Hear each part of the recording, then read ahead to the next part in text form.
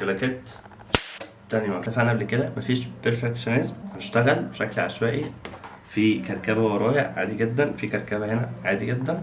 المهم فكرة الحلقة النهاردة عبارة عن ان انا بسير الجدل، اتكلم في اي حاجة غير ان انا هقول رأيي في كل ما هو كان في رمضان. النهاردة 8 او ليلة 29 رمضان، فخلاص رمضان خلص، رأيي اللي كان بيحصل في رمضان على مدار الشهر كله. يعني اول حاجة انا كنت عايز اعلق على الاعلانات، يعني بداية الحلقة كده هنتفرج على الاعلانات بتاعت رمضان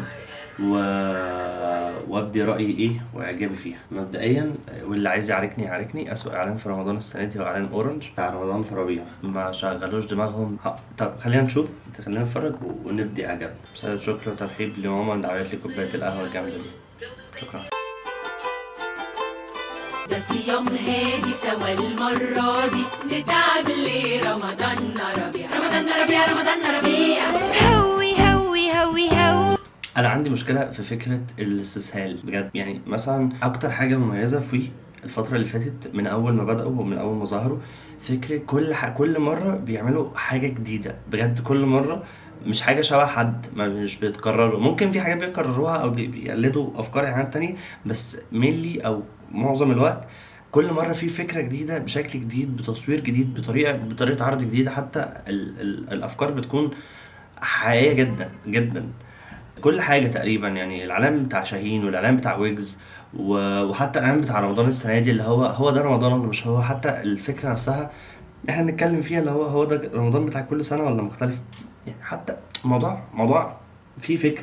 لكن ليه ممكن اجيب اغنية قديمة واعيد هيكلتها تاني؟ ليه؟ ما افكر، مبدأ تفكير من اول وجديد. غير بقى فكرة الاصفر اوفر بشكل يضايق. ماشي، الف ب براندنج ان انت بتبني الاعلان على حسب الوان البراند بتاعك، بس ده وحش بجد، وحش، اللون وحش. طبعا لو في حاجة هنعلق عليها بشكل ايجابي في الاعلان، فكرة ان الاعلان بيتاخد وان شوت، يعني في جزء طويل بيبقى معتمد على اداء الستار او الناس اللي معاه في الاعلان، الموديل وكده. ده بصراحة اداء جبار، يعني مجهود صعب جدا جدا ان انت حاجة بتتعاد، مسموح ان انت تتعاد، لا انا وان تيك وبتطلع حلوة، بتطلع مظبوطة. فده مجهود يحترم الصراحة، دي حاجة الوحيدة اللي هم تعبوا فيها بصراحة.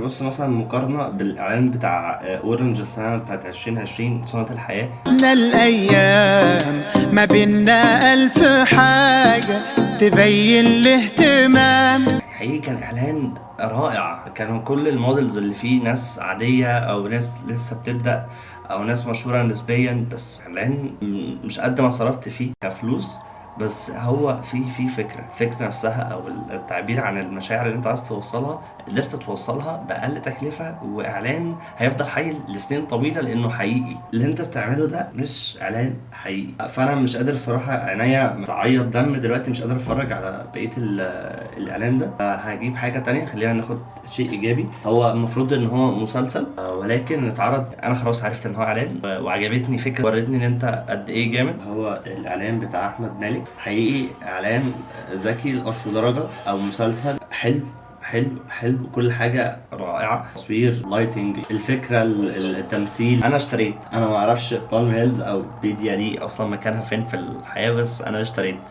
ضن جميل. انا بحب الاعلانات اللي شبه دي، ان انت بتعلن عن منتج، بس انا لما باجي اتفرج عليه بحب المنتج قبل ما انا افكر ان انا اشتريه. ودي بالنسبه لي اصيع طريقه بيع في الدنيا، ان انا احب المنتج وبعد كده افكر اشتري. يعني انا لحد دلوقتي ما زرتش يعني متجر ايكيا غير مره واحده في حياتي، ولا زلت في زمن يوم ما ان شاء الله ما افرش شقتي اتمنى ان انا افرش الشقه كلها من هناك. مع ذلك انا ما زرتش المكان غير مره واحده بس، من الصور ومن الدعايه اللي معتمده على ان انا احب العلامه التجاريه او الشيء اللي هم بيبيعوه، ده في حد ذاته خلاني انتمي للشيء قبل ما انا يكون معايا امكانيات ان انا اشتريه. فدي كانت اقوى كامبين ممكن اكون شفتها في حياتي بعد اعلان بتاع اوبر بتاع محمد صلاح في 2018.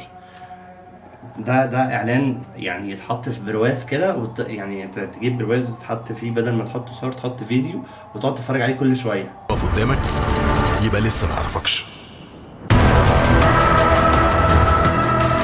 دوري انجليزي بتاعك، دوري ابطال مش اخر مره، مشوار البطولات جيب اخره، ارقام واساطير عديهم زي ما بتعدي كل الناس. تاريخ الكوره اكتبه.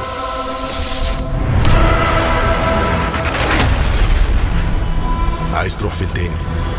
طلع عليه الدرس لأي حد نفسه يشتغل هو يبقى براند بجد ويعيش لوقت طويل. هو انا مش شايفه سيء، بس شايفه مش افضل استغلال. عمرو دياب نادرا لما بنشوف اعلان طلع بوشه، ففكره ان هو طلع بوشه وفي نفس الوقت ما حسيت ان انا بتفرج على حد بيجري، يعني انا بقيت بنهج وراه. هو فعلا سر لان لحد دلوقتي محدش فاهم هو بيعمل ايه. اكتر حاجه شايفه ان هم اختاروها صح او اسم الاعلان اللي هو سر. جيس وات، انا ما اعرفش انت عايز ايه. ف فجامد صراحه يعني الاسم. بس دي الحاجه الوحيده اللي جامده. بقيه الاعلان انت هتفضل تكمل جري وراه، يعني انت لو وراك حاجه ممكن تبعت عمرو دياب يروح يجيبها لك عادي. طبعا لازم اعلق على الاعلان ده. بعيد عن الناس سمعتها يا معفن، هي معفن لو ممكن تسمعها فعلا يا معفن لو انت ما اتفرجتش على الاعلان وسمعت الاعلان بس. لكن الاغنيه تصوير اديله 8.5 و9 من 10. تصوير كله حلو جدا، المونتاج جميل، الكادرات وكل حاجه حلوه، يعني صناعه الاعلان كله رائع بما فيه كلمات الاغنيه والالحان كلهم حلوين. انا عندي بس مشكله، طبعا صوت شيرين ما عنديش مشكله معاه، صوتها رائع، بس مشكلتي مع ان هي صوت والله هي مش ذكوريه بحته، ولكن الاغاني اللي شبه دي بتبقى احلى لو راجل اللي بيأديها حماسيه اكتر، او على الاقل مش صوت شيرين، لان صوت شيرين ناعم جدا عن هو يكون. ممكن كان اصاله مثلا كان عايزه صوت قوي، بس الاغنيه في حد ذاتها جميله. يعني حتى يعني مثلا خلينا نبص على الحته اللي هي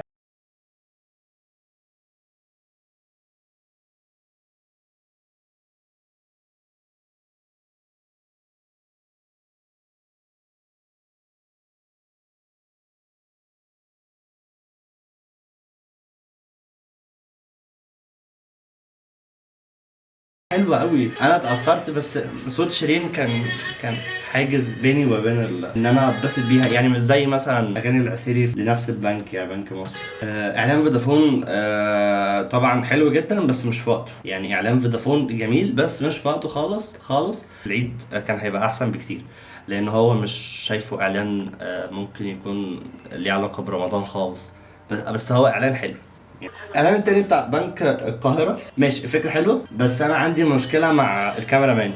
انا اسف، انت ليه عملت كده؟ لو انت قاصد تعمل كده فانت سببت لي مشكله ولناس كتير قوي مشكله. لكن لو المخرج نفسه فانا مش عندي مشكله مع المخرج. انت معلش بتصور شاب خالد ومحمد منير سنهم كبير قوي عن ان انت تخش تزوم ان على وشهم بالشكل ده ليه؟ بجد ليه؟ وليه زوم ان زوم ان؟ مفيش اي زاويه تانية. الصراحه في الحاجات اللي شبه دي انا بحترم الناس اللي بتصور بترايفت. شكرا. بجد شكرا. حته شاب خالد دي في العربيه يا لهوي، ليه عملت في الراجل كده؟ بجد ليه؟ كان في 100 طريقه تثبت ان انت بتعرف تصور غير دي. عشان هو بيراب تعمل معاه كده.